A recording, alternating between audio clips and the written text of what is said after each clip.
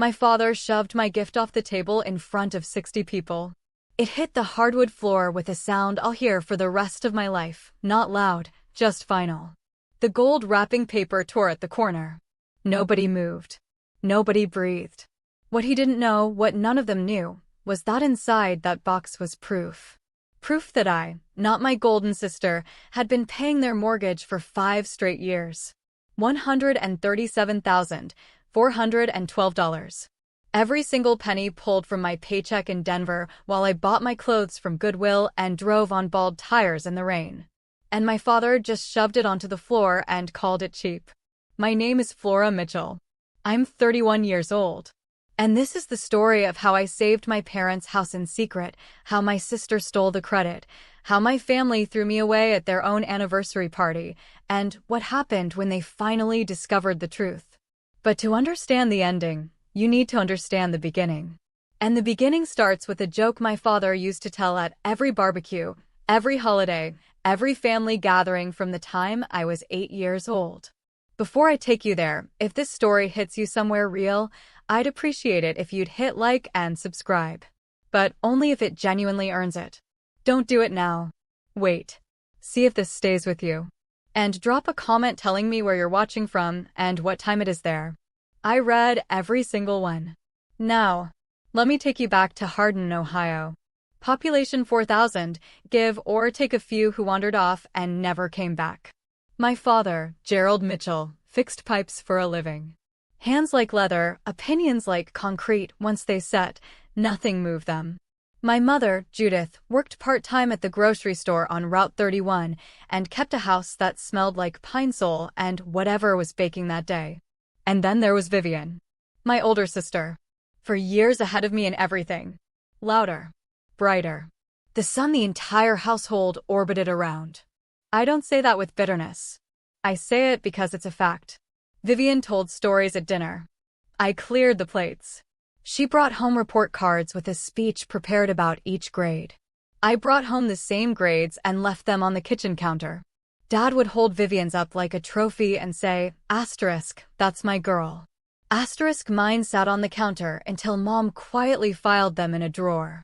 But it was the barbecue joke that carved itself deepest. Dad would crack a beer, point the bottle at Vivian, then swing it toward me, and announce to whoever was listening, and people were always listening, because Gerald Mitchell had that kind of voice. Asterisk, Vivian got the brains. Asterisk, dramatic pause. Asterisk, Flora got, well. Asterisk, he'd shrug. Asterisk, Flora's Flora. Asterisk. Everyone laughed. Aunts, uncles, cousins, neighbors. Every single time. I laughed too. What else do you do when you're 8 and your father just told a room full of people that your name is a punchline? I was 8 the first time I heard it. I was 18 the last. The joke never changed. Neither did the audience. But somewhere along the way, I stopped laughing on the inside. The outside kept performing, that was survival. But inside, something was slowly going quiet. Not dying, just retreating. Learning to exist in the margins. I went to nursing school. Graduated near the top. Got a job offer at a hospital in Denver, Colorado, and packed everything I owned into 2 suitcases and a cardboard box held together with packing tape. The morning I left, June 15th, my birthday, not that anyone mentioned it, Dad was under the kitchen sink fixing a leaking pipe. I stood in the doorway with my bags already in the car. Asterisk, bye, Dad. Asterisk. He didn't come out. Didn't look at me. Just his voice, muffled by copper and porcelain. Asterisk, good. One less mouth. Asterisk. My birthday. Those were his words. I didn't leave because I stopped loving them. I need you to understand that. I left because staying meant disappearing completely, and I was already halfway gone. Denver wasn't running away. It was running toward the only version of myself that might actually survive. The first year, I called home every Sunday. 7 p.m. sharp. Mom picked up sometimes. Dad never did. By the second year, most of my calls went to voicemail. I texted Vivian about it. They're busy, she wrote. Asterisk, don't take it personally. Asterisk. A week later, asterisk, you know how Dad is. He thinks you abandoned us. Asterisk. I sent birthday presents. Christmas packages. A hand-knit scarf I spent 3 weekends making for Mom, soft gray wool, her favorite color. I imagined her opening it, touching it, maybe wrapping it around her neck on a cold Sunday morning. I never heard a word about any of it. When I asked Vivian, she sighed, that particular sigh she'd perfected, the one that sounded like patience but was really a door closing, and said, I think they threw everything away without opening it, Flora. I'm sorry. That sentence sat in my chest like a stone I couldn't cough up. Then one Thanksgiving, Aunt Martha called. Mom's younger sister.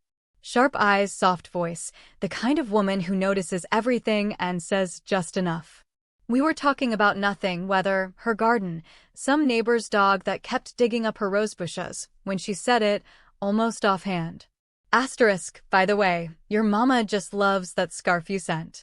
Wears it every single Sunday to church. I went silent. Flora? You there? Martha.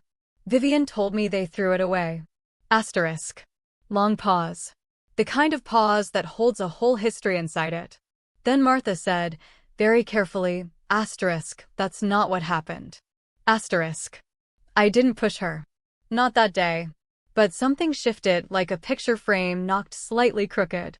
Barely noticeable unless you were looking. And now I was looking. I started paying attention to the gap between what Vivian told me and what was actually true. And the more I looked, the wider that gap became. Flora, they just don't think about you that much, Vivian had said once. I'm sorry. She said sorry a lot. It never once sounded like she meant it. The call came on a Tuesday. March. 5 years ago. I was 26, pulling a double shift in the ICU, running on vending machine coffee and stubbornness, when my phone buzzed with Martha's name. Her voice was tight, controlled. The way people sound when they're trying not to scare you before they scare you. Honey, I need to tell you something. Your parents are 3 months behind on the mortgage. The bank sent a final notice. I leaned against the hallway wall. The fluorescent lights buzzed overhead. How bad is it? Bad enough that they could lose the house by summer. Does Vivian know? Vivian told them she'd handle it. Pause. But I haven't seen any payments go through. And your father won't talk about it. You know how he is. That night, I sat in my apartment, small kitchen, second-hand couch, a window that looked out onto a parking lot, and stared at the wall for an hour. Then I called the bank. First National, Hardin branch.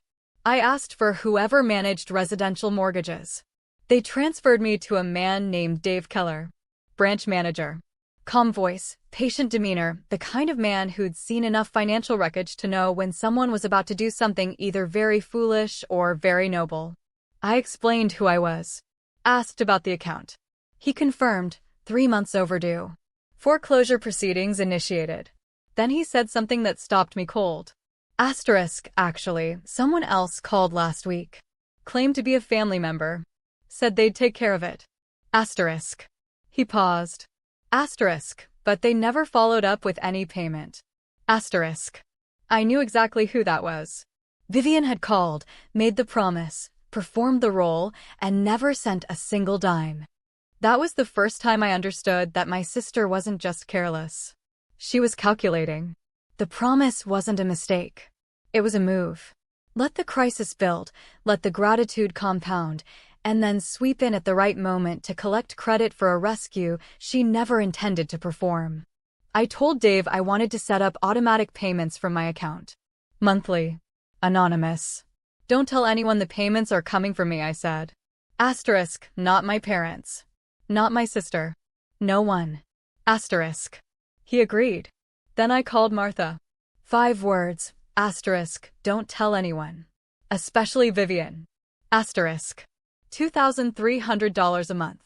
That's what invisible love costs, apparently. I was making decent money as a charge nurse. Decent, not rich. After rent, groceries, student loans, and the new mortgage payment I'd quietly strapped to my back, I had about $200 left each month for everything else. So I made choices. The kind nobody sees because they happen in grocery aisles and parking lots and dark apartments at 2 a.m. when you're doing the math again. No vacations. No dinners out. Clothes from Goodwill, and not the curated, trendy Goodwill finds people brag about. The this fits and it's $3 kind. Furniture from estate sales. When my car needed new tires, I picked the cheapest set and drove 10 under the speed limit every time it rained. Tommy Reed, my boyfriend, a carpenter with steady hands and a quiet way of seeing the world, figured it out within 3 months. I didn't tell him. He just noticed. First, the coffee. I stopped buying it on the way to work, started brewing the cheapest grounds I could find at home. Then he noticed the spreadsheet on my laptop. Rows and rows of numbers, dates, balances. One night he sat down on the edge of the bed, looked at me with those calm, knowing eyes of his and said, "Asterisk, it's the house, isn't it?" Asterisk. I nodded. Couldn't speak. He didn't say I was crazy. He didn't say I should stop. He didn't give me a speech about boundaries or self-care, or how people who don't appreciate you don't deserve your sacrifice. He said, asterisk, okay.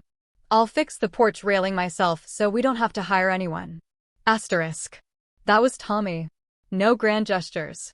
Just lumber and a level and the quiet act of making room for someone else's devotion. For 5 years, I worked extra shifts. Holidays. Weekends. Overnights.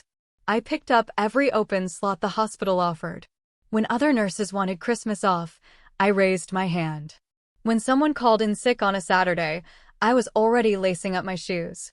Every month, $2,300 left my account and landed silently in my parents' mortgage. And every month, the balance shrank by a fraction. My parents never called. Not once. Not on my birthday. Not on Christmas. Not when I got promoted to charge nurse, a title I'd worked 3 years to earn and celebrated with a frozen pizza and a glass of wine from a box. But the mortgage stayed current. The foreclosure notices stopped. And the house on Maple Drive, the house where I'd cleared the dishes and laughed at jokes made at my own expense, and stood in a doorway while my father wished me goodbye from under a sink, that house stayed standing. I never asked for a thank you. But I didn't know someone else was already receiving one. Aunt Martha was my only window into Hardin. She'd call every few weeks, always careful, never saying too much, never saying too little, walking that invisible line between loyalty to me and survival in a family that had decided I didn't exist. But one evening, about 2 years into the payments, her voice sounded different. Harder.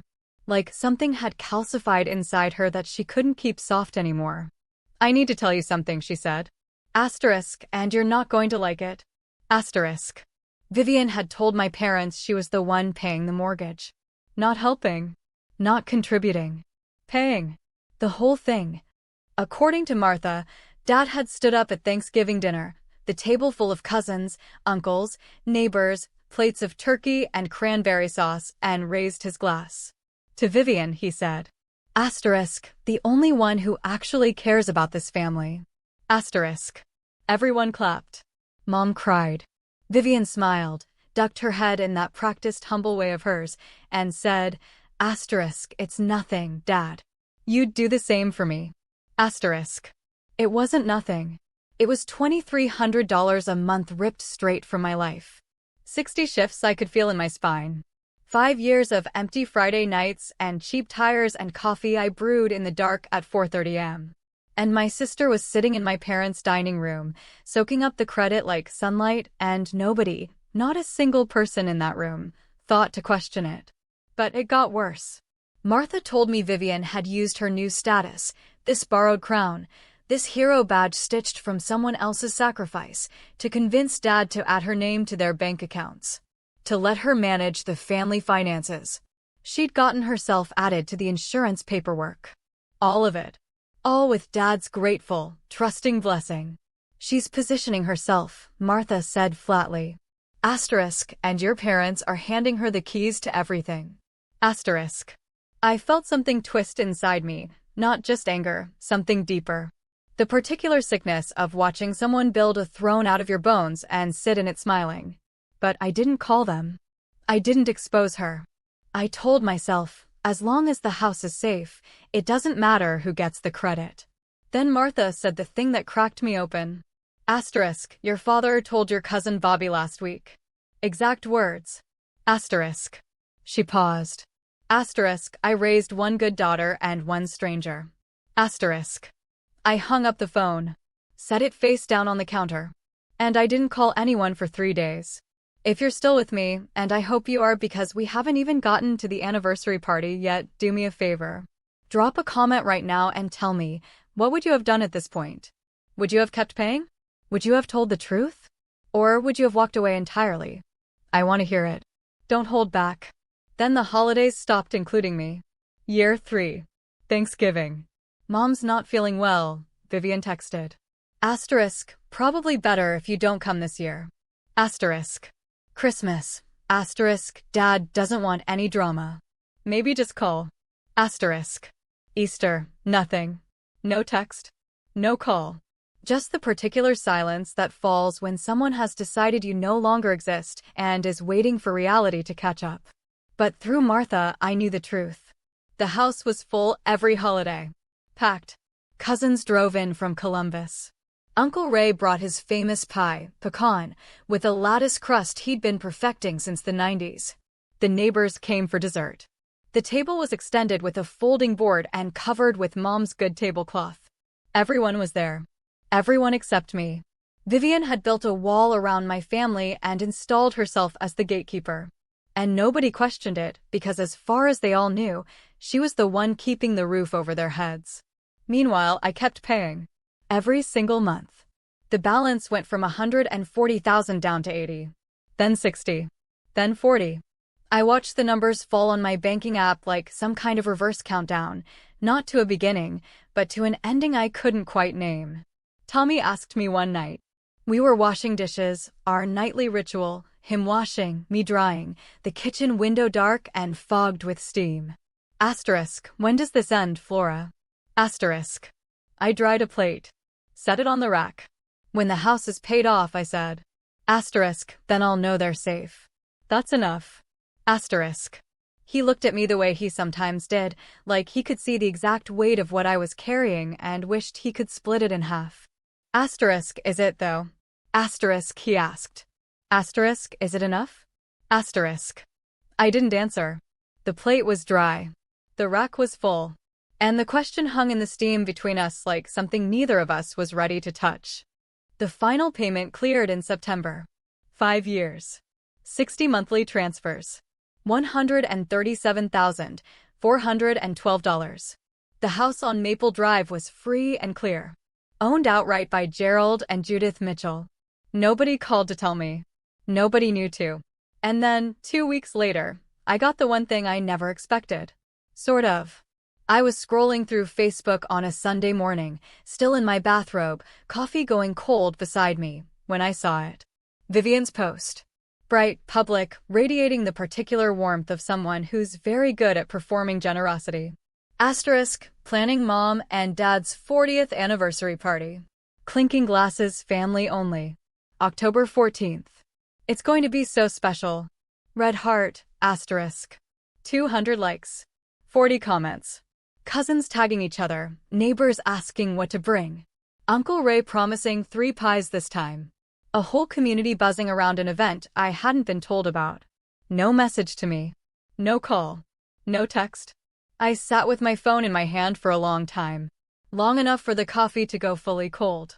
Long enough for Tommy to walk through twice and say nothing because he could read the weather on my face. Then I called Vivian. She picked up on the 4th ring. That was deliberate. Vivian never let anything go to the 3rd ring unless she wanted to establish that you weren't a priority. Asterisk, Flora. Hi. Asterisk. Asterisk, I saw the post. When should I book my flight? Asterisk. Silence. The particular kind of silence that happens when someone's script has been interrupted. Asterisk, go. I didn't think you'd want to come. Asterisk. Asterisk, it's their 40th anniversary, Vivian. Asterisk. Asterisk, I know, but Dad said he doesn't want any awkwardness. Asterisk. Asterisk, did Dad say that? Or did you? Asterisk. Another pause. Longer. I could almost hear her recalculating, that faint clicking behind the performance as she assembled a new angle. Asterisk, I'm just trying to protect everyone, Flora. Asterisk. Asterisk from what? From me showing up at my own parents' anniversary. Asterisk. Asterisk, it's not like that. Asterisk. Asterisk, then what is it like? Asterisk. She exhaled, sharp, thin, a sound like a blade being drawn. Asterisk, look. I just don't want this to turn into a thing. You haven't been around. People will ask questions. Asterisk. Asterisk, let them ask. Asterisk. Silence. Asterisk, I'll be there, Vivian. Asterisk. I hung up. My hands were shaking. Not from anger, from something deeper and older. 5 years of silence, sacrifice, and erasure, and my sister was still deciding whether I was allowed to exist within the borders of my own family. That night, I lay in bed staring at the ceiling. The streetlight outside threw a pale rectangle across the far wall. Tommy rolled over. Asterisk, you're going, aren't you? Asterisk. Asterisk, yeah. Asterisk. Asterisk, good. Asterisk, he paused. Asterisk, what are you bringing? Asterisk. I thought about it for exactly 1 second. Asterisk, the truth. Asterisk. He didn't ask what I meant. I think he already knew. And somewhere in that dark room, listening to the house settle and the distant sound of a train, something inside me shifted. From hoping to deciding. From waiting to choosing. Asterisk, you don't get to erase me from my own family, Vivian. Not anymore. Asterisk. The next morning, I called Dave Keller at First National. Asterisk, Dave, it's Flora Mitchell. Asterisk. Asterisk, Flora. Good to hear from you. Congratulations, by the way, that final payment went through clean. Asterisk. Asterisk, that's actually why I'm calling. I need the original mortgage satisfaction certificate and a full statement of every payment made over the past 5 years. Every transaction. Every date. Every dollar. Asterisk. He was quiet for a moment. Asterisk, you sure you want all of that? It shows everything. Your name, your account, every transfer. Asterisk. Asterisk, that's exactly why I want it. Asterisk. Asterisk, give me a few days. I'll have it all notarized and ready. Asterisk. The package arrived the following week. Thick manila envelope. First National Bank return address. Inside, the payoff certificate, crisp, official, stamped with the bank seal. Behind it, 60 pages of transaction records. My name printed on every single line. I also wrote a letter. 1 page. Handwritten on plain white paper. I won't tell you what it said. Not yet. But I'll tell you this. It took me 4 attempts to get through it without crying. And when I finally sealed the envelope, my hands were steady for the first time in 5 years. I put everything into a box, a nice one, sturdy, from the craft store on 6th Street. Then I wrapped it in gold paper. Not because I'm fancy. Because gold was my parents' wedding color. 40 years ago, their cake had gold ribbons. Mom kept one in her jewelry box for decades, pressed flat, slightly faded, but still there. Tucked in beside her mother's ring and a dried flower from a garden that doesn't exist anymore. I thought she'd remember. The morning of my flight, Tommy drove me to the airport. At the curb, he held my bag while I stood there with the gold box tucked under my arm.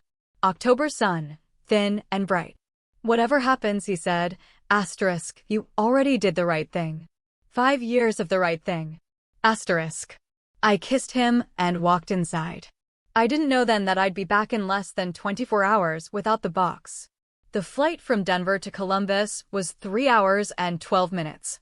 I spent every one of them with the gold box on my lap, running my thumb along the edge of the wrapping. The woman in the window seat glanced at it twice, but didn't ask. Something about my face, probably, told her not to. I rented a car at the airport. Small gray sedan. Drove east on I-70 for an hour and a half until the highway narrowed into 2-lane roads and the landscape opened up into the flat, green, Wide open Ohio, I remembered grain silos, white churches, that gas station on Route 31 that's had a closing soon sign in the window since I was in middle school. I turned onto Maple Drive at 4:15 in the afternoon. And there it was. The house. Same brown siding. Same chain link fence. Same cracked driveway that Dad always said he'd repair next summer for 26 consecutive summers. But today there were balloons tied to the mailbox. A homemade banner stretched across the porch in hand-painted letters. Happy 40th, Gerald and Judith. Cars lined both sides of the street. I counted at least 20. I parked at the end of the block. Cut the engine. Sat there. Through the front windows, I could see silhouettes moving. Music, something country, turned up just enough to leak through the walls. Laughter layered over itself the way it does when a room is truly full. 60 people inside. Not one of them expecting me. I looked at the gold box on the passenger seat. The corner of the wrapping had creased during the flight. I smoothed it with my fingertip. What if they still don't want me? What if I walk in there and nothing changes? What if this box ends up in the trash, and I end up back on a plane with nothing but another rejection to add to the collection? I sat for 10 minutes. Watched the light shift through the maple trees, the ones that gave the street its name, now turning amber and rust. A leaf spiraled down and landed on my windshield. Then I picked up the box, opened the car door, and stepped onto the sidewalk. The front door was 30 yards away. It might as well have been 3,000 miles. I walked it anyway. I opened the screen door and stepped inside. The living room had been transformed. Tables pushed together in an L shape, covered in white cloth. Folding chairs borrowed from the church lined every wall. Flower arrangements on every flat surface. Vivian's touch, no doubt. Everything coordinated. Everything controlled.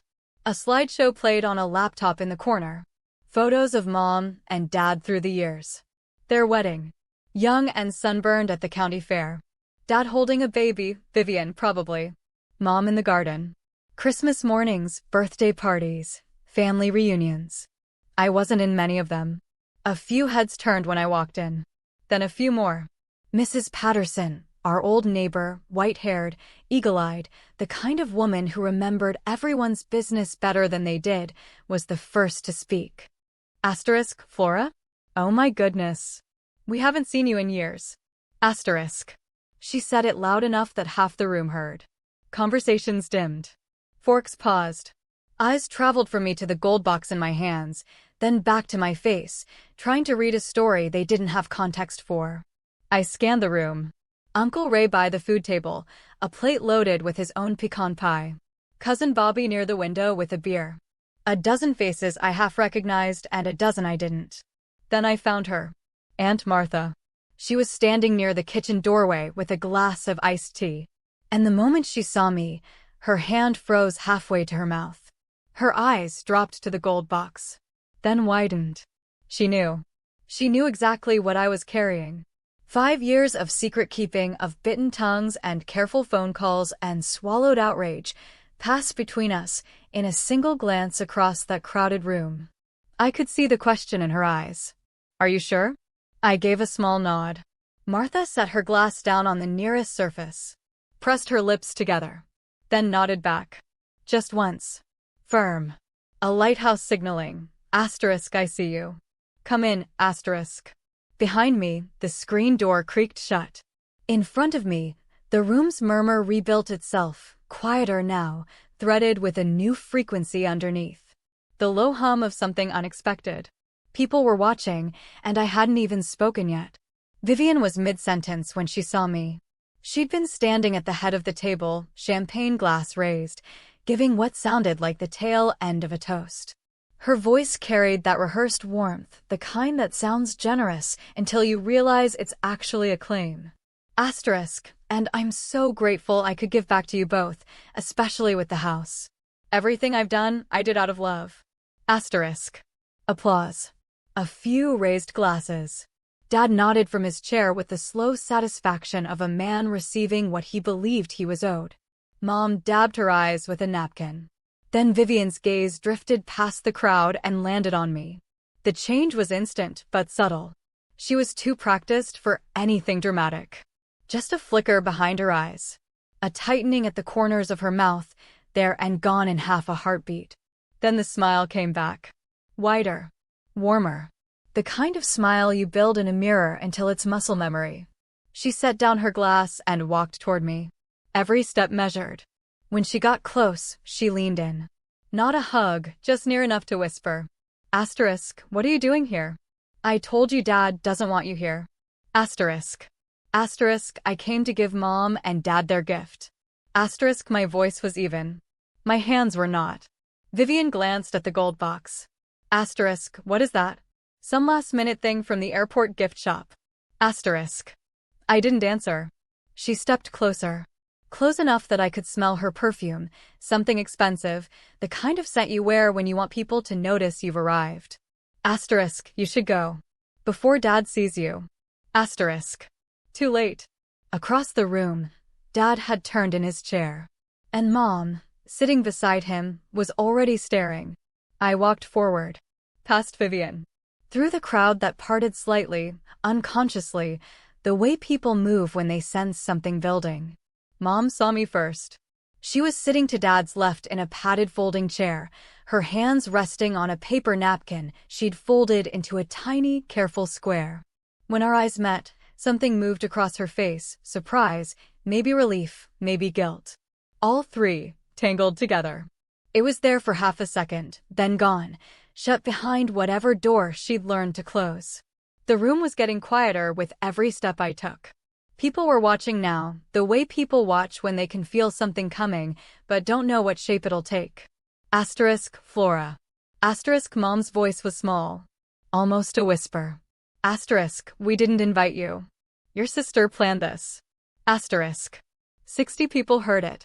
I know because I could feel every single pair of eyes land on me at once, like a physical weight. I know, I said. Asterisk, I came anyway. I have something for you and Dad. Asterisk.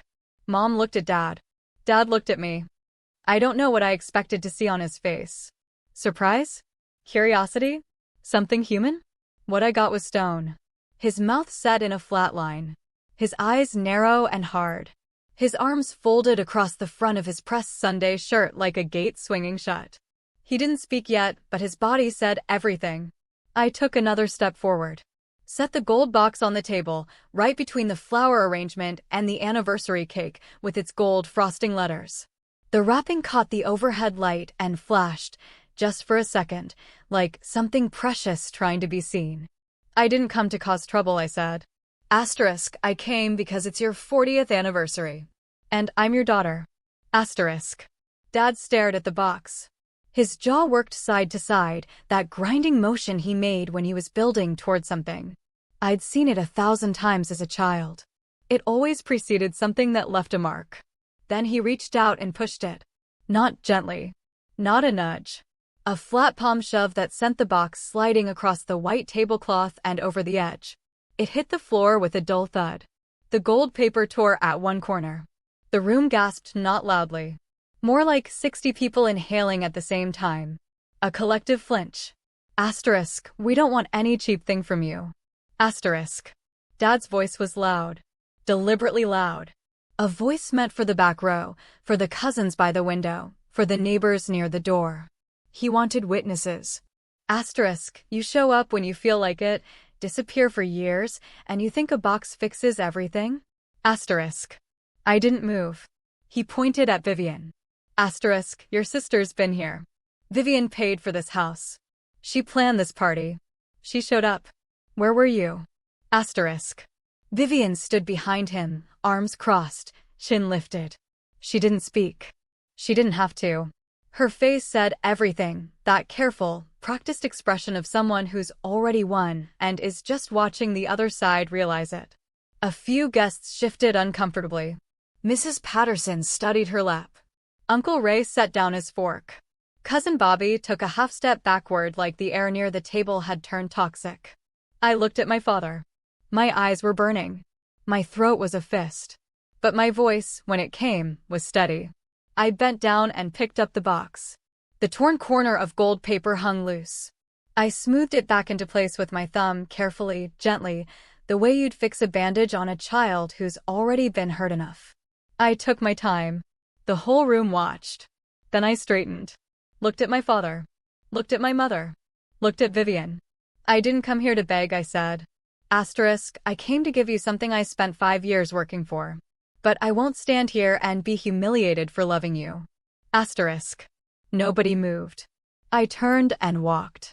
Past the folding chairs. Past the slideshow still cycling through photographs I wasn't in.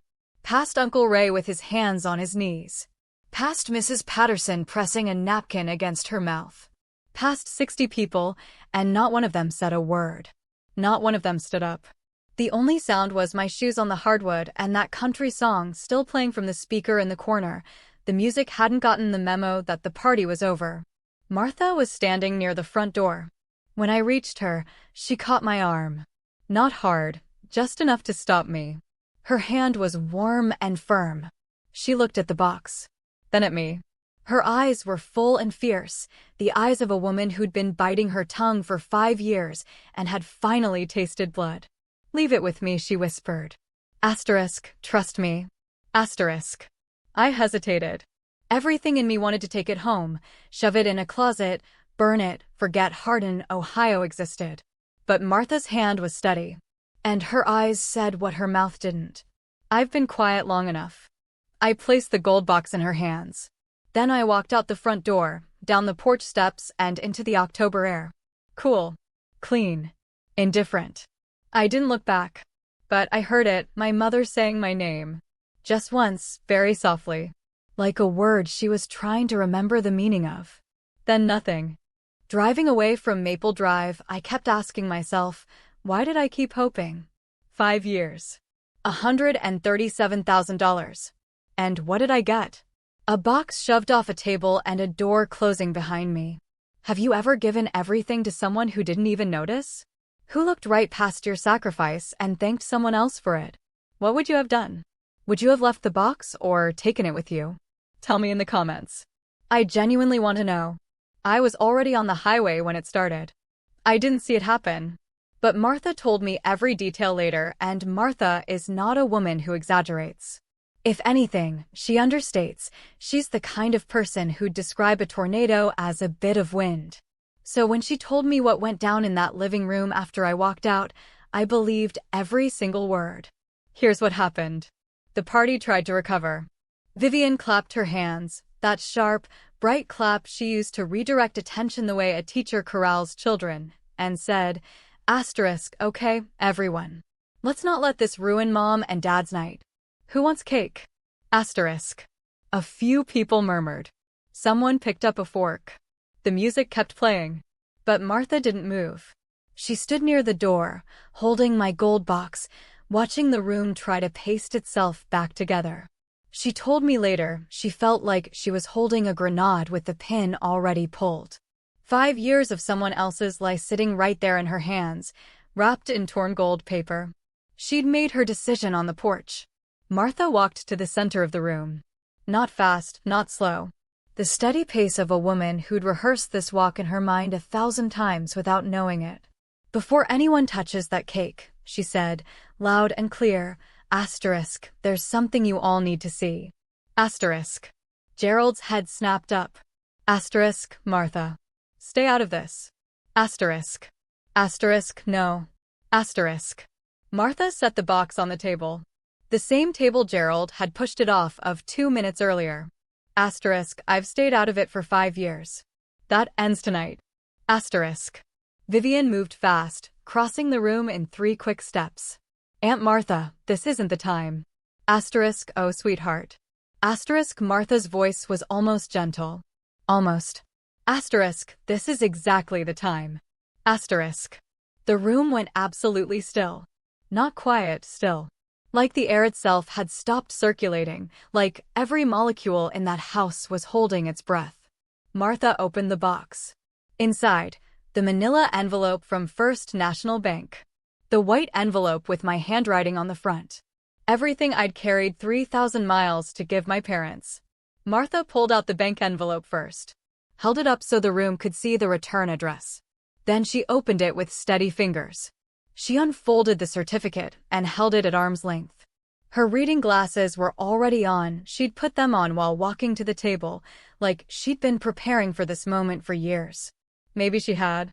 She read it out loud. Every word. Asterisk, mortgage satisfaction certificate for 1427, Maple Drive, Hardin, Ohio. Paid in full as of September 14th. Asterisk.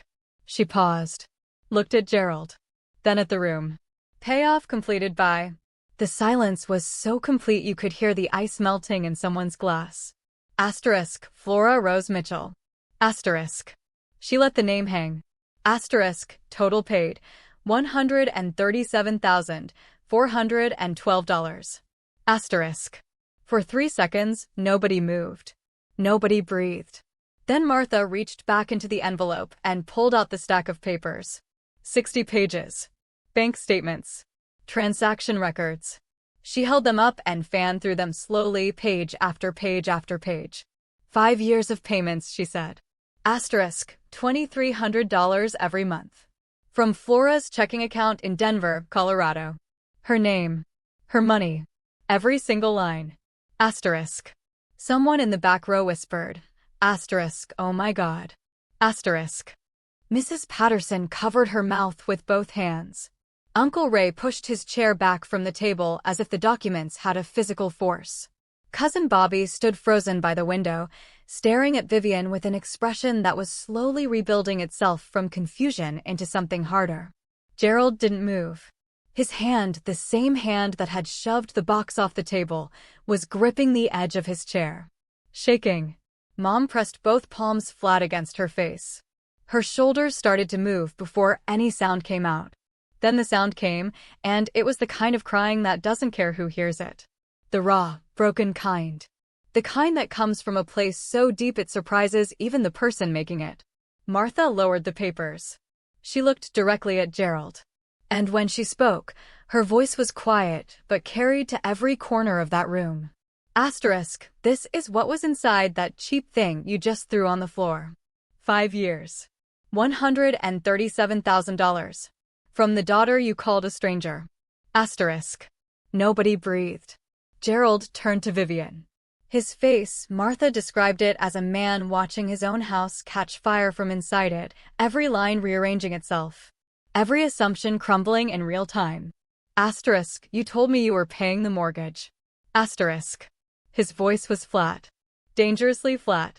The voice of a man who's just realized the ground he's been standing on doesn't exist. Vivian's face had gone white. Not flushed, not pink chalk white.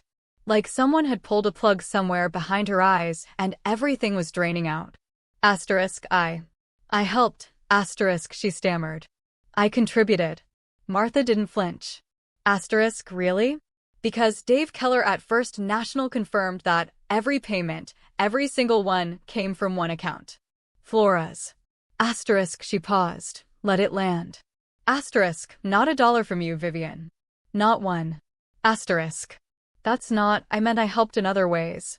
A voice from the back of the room.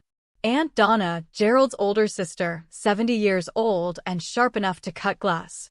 Asterisk, in what way exactly? Asterisk. Vivian opened her mouth. Closed it. Opened it again. Nothing came out. She looked like a machine whose script had run out, all that practiced warmth, all those rehearsed responses, and not a single one designed for this moment. The room turned. You could feel it like a tide reversing. The same people who'd been clapping at Vivian's toast 10 minutes ago were now staring at her the way you stare at someone you've just realized you never actually knew. Uncle Ray shook his head slowly, the slow, heavy shake of a man revising years of assumptions. Mrs. Patterson wouldn't even look in Vivian's direction. Cousin Bobby crossed his arms against the windowsill, his jaw tight. Vivian took a step backward. Then another. Nobody moved toward her. Nobody defended her. The silence that formed around her was total, the silence of a room collectively withdrawing its warmth. Gerald was still gripping the chair. But he wasn't looking at Vivian anymore. He was staring at the front door. The door I'd walked through. The door he hadn't stopped me from reaching. Asterisk, the bank statements don't lie, Vivian. Asterisk, that was Martha. Quiet now. Almost gentle. Almost. Martha reached into the box one last time. There's one more thing, she said. The white envelope. My handwriting on the front. 2 words, Mom and Dad. Martha held it up.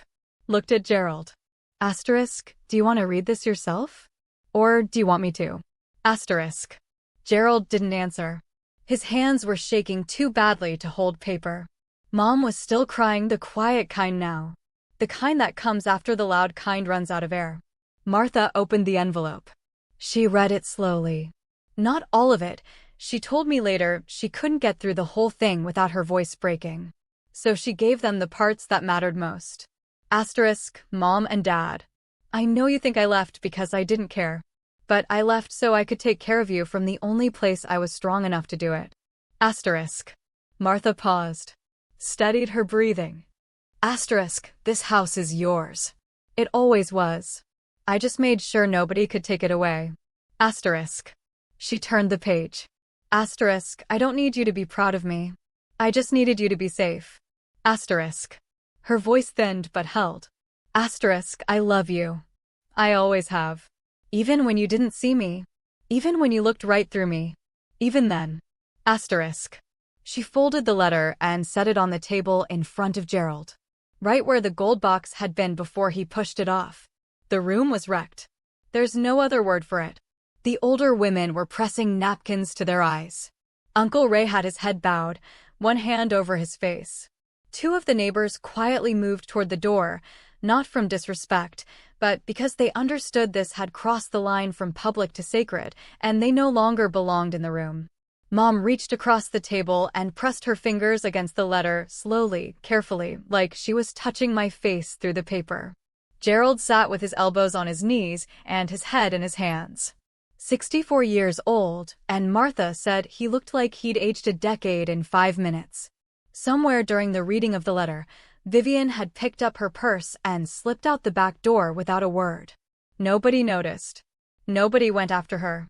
Gerald pulled out his phone before Martha even finished setting the letter down. He dialed my number. I was merging onto I-70 West. The gold evening light was cutting through the windshield, painting everything amber, and I saw his name flash on my screen. Gerald Mitchell. I stared at it until it went to voicemail. He called again. Voicemail. Mom took the phone from his hands and dialed me herself. I watched her name appear. Judith Mitchell. I hadn't seen that name on my screen in 3 years. Voicemail. Back in the living room, Martha told me this part. Gerald set the phone on the table and just stared at it. Like he was waiting for it to ring itself. Like technology might fix what his own hands had broken. She's probably on her way to the airport, Martha said. Asterisk, she flew 3,000 miles for you, Gerald. And you didn't even let her sit down. Asterisk. He didn't respond. The guests began to leave. One by one, then in groups. They gathered their coats and plates and murmured things like, beautiful party, that nobody believed anymore. The cake sat untouched. The banner still hung across the porch. Happy 40th. Old Mr. Holloway, the neighbor who'd lived across the street since before I was born, who'd watched me ride my bike up and down Maple Drive as a kid, stopped at the door on his way out. He put his hand on Gerald's shoulder. You know, Gerald, he said quietly, asterisk, I always thought Flora was the quiet one. Asterisk. He paused. Asterisk, turns out quiet doesn't mean gone. Asterisk. Gerald didn't look up. After everyone left, it was just Gerald and Judith. Paper plates. Cold food. A banner swaying in the draft from the screen door. And a letter from a daughter they hadn't spoken to in years, sitting open on the table between them like a mirror they couldn't stop looking into. Martha told me they sat there for 3 hours. Judith never moved the letter. She kept her hand on it, like an anchor. Like if she let go, it might disappear and prove that none of this was real. Gerald read the bank statements. All 60 pages. One by one. Running his finger down the columns of numbers. Every month, every amount. My name printed 60 times like a heartbeat he'd been too deaf to hear. Around 11, Martha went home. She'd offered to stay, but Gerald waved her off without looking up. Asterisk, go Martha. We need to sit with this. Asterisk. At midnight, Gerald finally spoke. Asterisk, I pushed it off the table, Judy. Asterisk. Judith looked at him. Asterisk, I pushed my own daughters hard off the table. Asterisk. His voice cracked on the word heart. Martha told me later that she'd called Judith the next morning. And Judith said it was the first time in 40 years of marriage she'd heard Gerald Mitchell cry. Not tear up. Not get misty. Cry. Judith put her hand over his. Then we drive, she said. Asterisk, it's 14 hours. Asterisk. Asterisk, then we leave now. Asterisk. Gerald looked at her. And something passed between them, not words, not a decision. More like a surrender. The kind that happens when you finally stop fighting the truth you've been running from because the running has exhausted everything you have left. At 3 a.m, Gerald backed his pickup out of the driveway. Judith climbed in with a thermos of coffee and the gold box, rewrapped by Martha before she'd left, the torn corner patched with fresh tape, a small act of care that said everything about the kind of woman Martha is. They pulled onto Route 31, heading west. Didn't call ahead. Didn't text. Just drove. Ohio. Indiana. Illinois. Nebraska. Wyoming. Utah. Colorado. 14 hours. The odometer turning over mile after mile in the dark, then the dawn, then the bright morning light of a state their youngest daughter had chosen because it was far enough away to breathe. At that exact moment, I was sitting on my front porch in Denver. I'd landed the night before, hollow and heavy at the same time. Tommy had been waiting at the airport. He didn't ask how it went. He could see it on my face. He just picked up my bag, put his arm around my shoulders, and walked me to the truck. We drove home in silence. Not the uncomfortable kind, the kind where someone loves you enough to know that words would only make it heavier. When we got inside, I sat on the couch. Didn't take off my jacket. Didn't turn on the lights. Just sat in the dark living room while Tommy locked the door and put the kettle on. Then it hit me. Not slowly. Not like a wave building. Like a wall falling. I pressed my face into the throw pillow and cried in a way I hadn't cried since I was a child. Loud, graceless, shaking. The kind of crying you can't control or contain. It just takes everything you've been holding and throws it on the floor. Tommy sat beside me. Put his hand on my back. And he didn't say a single word. Not it's okay. Not they don't deserve you. Not any of the things people say when they don't know what else to offer. He just stayed. After a long time, I sat up. Wiped my face with my sleeve. Turned off my phone. I didn't want to hear from anyone in Ohio. Not tonight. Not yet. The next morning, I did what I always do. Got up at 5. Made coffee.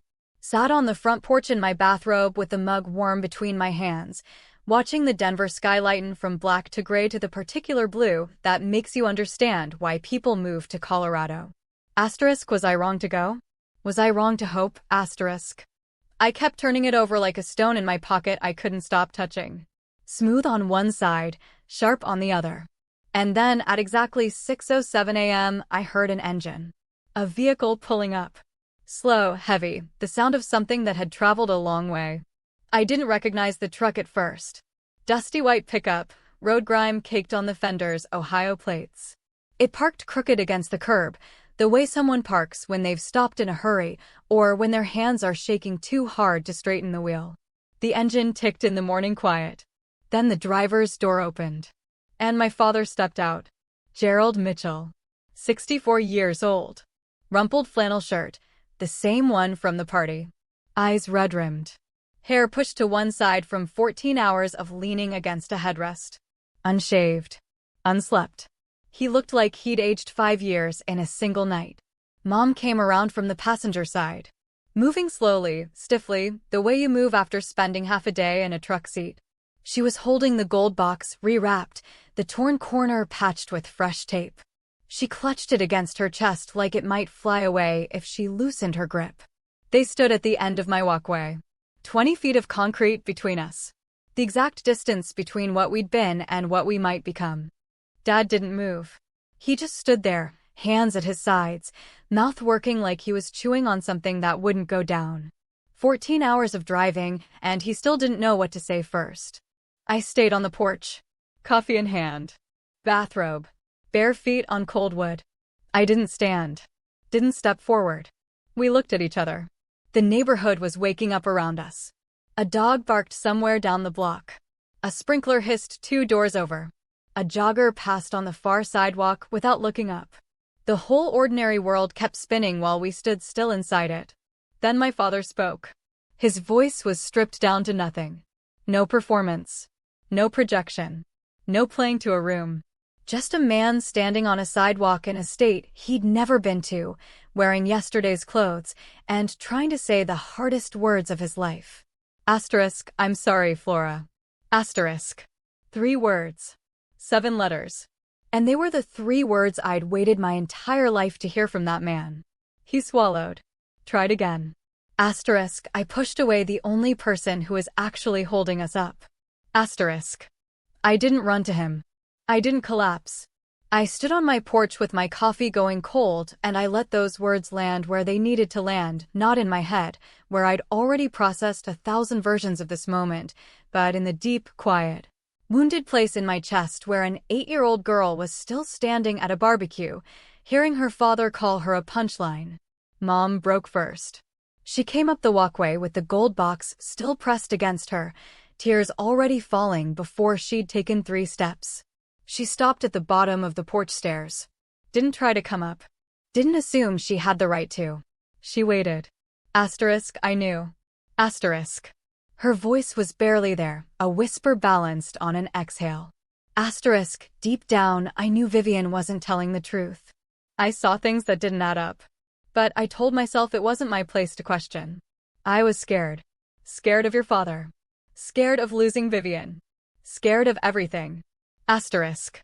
She looked up at me, and her face was a ruin of the woman I remembered. Asterisk, I let him push your gift off the table, Flora. In front of everyone. And I just sat there. Asterisk. Asterisk, I know, Mom. Asterisk. Asterisk, I'll never forgive myself for that. Asterisk. I looked at her for a long time. At the box in her arms. At the tape on the corner. At the dark circles under her eyes. At the lines that 5 years of believing the wrong daughter had carved into her face. Then I stepped aside and held the door open. Come in, I said. Asterisk, both of you. Asterisk. It wasn't warm. I want to be honest about that. I didn't fall into anyone's arms. There was no movie moment reunion, no swelling music, no dissolving into forgiveness like sugar and water. I made tea. Set out mugs. Moved through my own kitchen with the steady, practiced efficiency of a woman who'd spent 5 years taking care of people without being seen, and let that rhythm carry me, because it was the only thing keeping my hands from shaking. Tommy came out of the bedroom. Said a quiet hello. Shook Gerald's hand firm, brief, the handshake of a man who'd been watching his partner bleed from this wound for years, but knew this wasn't his conversation. He disappeared into the garage. A moment later, the distant buzz of his saw came through the wall. Even now, lumber and a level. Holding the world together in his own way. We sat at my kitchen table. The $4 estate sale table I'd eaten 1,000 quiet dinners at. The table where I'd done the math every month, where I'd mapped out which bills could wait and which couldn't, where I'd sat in the dark and wondered if invisible love even counted if no one could see it. And I said the thing I'd carried even longer than the mortgage. Asterisk, I love you. But I won't go back to being invisible. Asterisk. Mom nodded fast, broken, like her head was agreeing before her heart could catch up. Dad just looked at his hands. Those hands that had fixed 1,000 pipes and pushed 1 gold box off a table. I'm glad you came, I said. Asterisk, but showing up once doesn't erase 5 years of silence. Asterisk. Dad nodded. He didn't argue. Didn't explain. Didn't tell me I was being unfair or that he'd done his best or that things were complicated. That, more than the apology, told me something had actually shifted. The Gerald Mitchell I grew up with always had a rebuttal. This man had nothing left but the truth, and he was finally letting it be enough. If we're going to rebuild this, I said, asterisk, I need a few things. Asterisk. Dad straightened in his chair. Mom folded her hands. Asterisk, I need you to call me. Not just when something goes wrong regularly. I need to hear from you because you want to, not because you feel guilty. Asterisk. Dad nodded. Asterisk, I need you to stop letting one person decide who's in this family and who's not. That goes for Vivian, and it goes for anyone else. Asterisk. Another nod. Asterisk, and I need you to never ever let anyone speak for me again. If you want to know how I feel, ask me. Not my sister. Not a neighbor. Me. Asterisk. The kitchen was quiet. The refrigerator hummed. Tommy's saw buzzed faintly through the wall. Outside, Denver kept on being Denver, traffic, sunlight, the mountains standing in the distance like they'd been waiting for all of us to figure this out. Dad cleared his throat. Can I? He stopped. Started again. Asterisk, can I hug you? Asterisk. I looked at him for a long time. This man who'd called me one less mouth, who'd pointed a beer bottle at me and called me a punchline at 8 years old, who'd pushed my gift off a table in front of 60 people, who'd driven 14 hours through the night with red eyes and a cracked voice to stand in my driveway and say 3 words he should have said a decade ago. I stood up, walked around the table, and let him hold me. It wasn't forgiveness. I want to be clear about that. It was a door I chose to leave open. And there's a difference. Forgiveness is an ending clean, complete, settled. An open door is a beginning.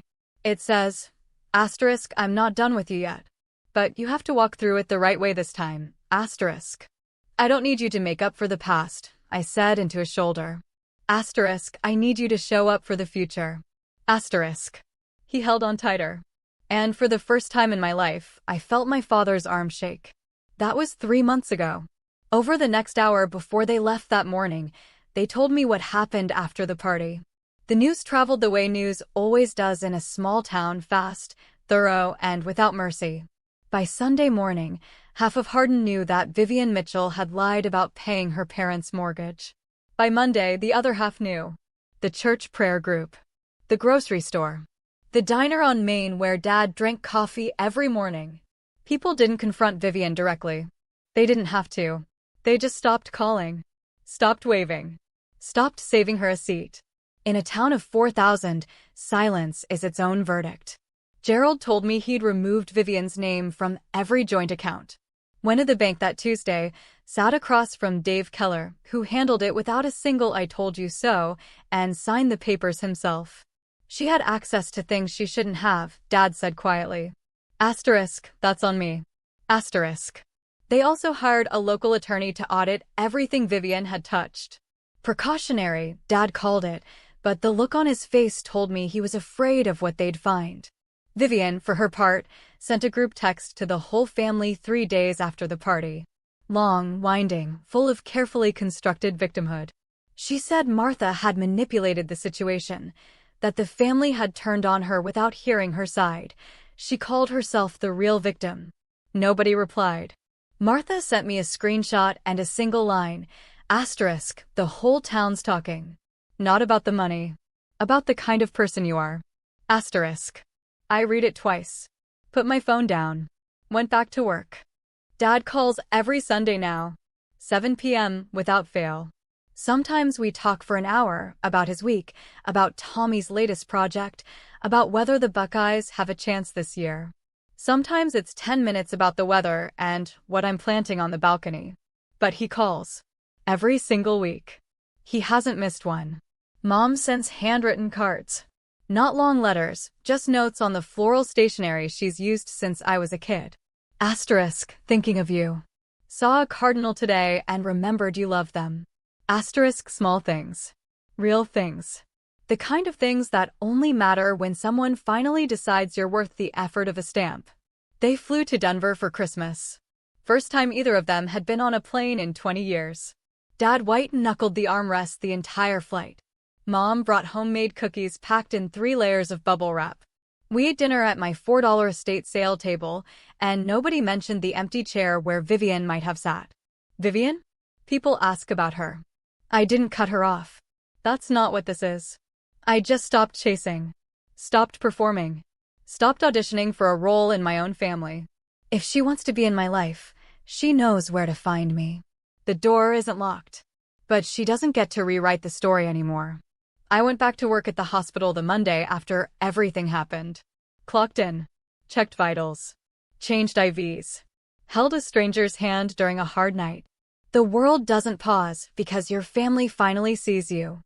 It just keeps going, and you go with it, a little lighter, maybe. A little less invisible. Tommy asked me one evening. Same spot, the kitchen sink. Same question. Different weight behind it. Asterisk, so, was it worth it? All 5 years. Asterisk. I set a plate on the rack. Same rack. Same plate. Same life. But different now. Every single part of it, different. Yeah, I said. Asterisk, it was worth it. Asterisk. Not because they came back. But because I know no matter what had happened, I did the right thing. And that knowledge doesn't need an audience. It doesn't need applause. It just sits there, quiet and solid, like a house that's been paid off. Steady. Unshakable. Mine. Hashtag the lesson I hope you take with you. I'm not telling you to pay off someone's mortgage to earn their love. That's not the point. The point is simpler and harder. Don't let anyone convince you that your kindness makes you weak. And don't ever let someone else narrate your story. Asterisk. I didn't win my parents back with money. I won them back by refusing to disappear. When I tell this story, I still wonder, should I have told the truth sooner? If I'd called my parents 5 years ago and said, "It's me, I'm the one paying your mortgage," maybe none of this would have happened. Maybe Dad would have believed me. Or maybe Vivian would have found a way to twist that too. Maybe she'd have called me a liar. Maybe Dad would have taken her side. I've gone back and forth on this 100 times, and I still don't have a clean answer. What do you think? Should I have told them from the start, or was keeping it quiet the right call? I'd honestly love to hear what you would have done differently. Let me know in the comments. That's my story. Whether you've been the Flora in your family, or you know someone who has, I hope it reminds you of this. Sometimes the people who make the least noise carry the most weight. And being quiet doesn't mean being gone, it just means the world hasn't heard you yet. Asterisk. If this story meant something to you, please hit like and subscribe. And if you want another story about someone who refused to be underestimated, who was counted out by the people who should have counted on them, check the link in the description. I picked it just for you. Thank you for staying with me all the way through. I don't take that for granted. I'll see you in the next one.